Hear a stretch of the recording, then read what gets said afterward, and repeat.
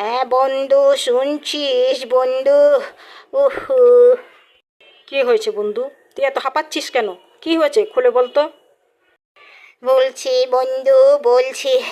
এহ, একটা আহ স্কুটির পিছে 8 কিলোমিটার আমি ফালতু ঘুরে এলাম বন্ধু। সারাটা দিন ওই স্কুটার পিছেই দৌড়াইছি আমার মোটর সাইকেল নিয়ে।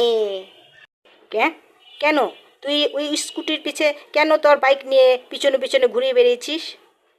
আরে বন্ধু, আমি মনে করেছি স্কুটারের মধ্যে কোনো মেয়ে লোক আছে, এর জন্য আমি পিছনে পিছনে দৌড়াইছিলাম বাইক নিয়ে ওর চেহারাটা দেখার জন্যে। তারপর তারপর কি হলো? তুই কি মেয়েটাকে দেখতে পেরেছিলি?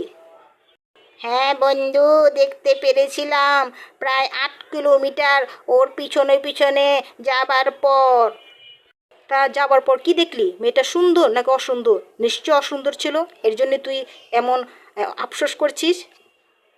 হ্যাঁ বন্ধু, আফসোস তো করবই। হ্যাঁ বন্ধু, এখন বলছি ছেলেদের, হ্যাঁ, দয়া করে মেয়েদের মতো লম্বা চুল রাখবেন না। কি বলছিস? ছেলে লম্বা চুল? কিছুই তো বুঝলাম না।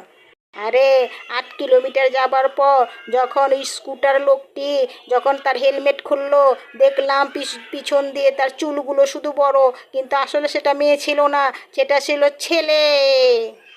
হ্যাঁ ভালো হয়েছে।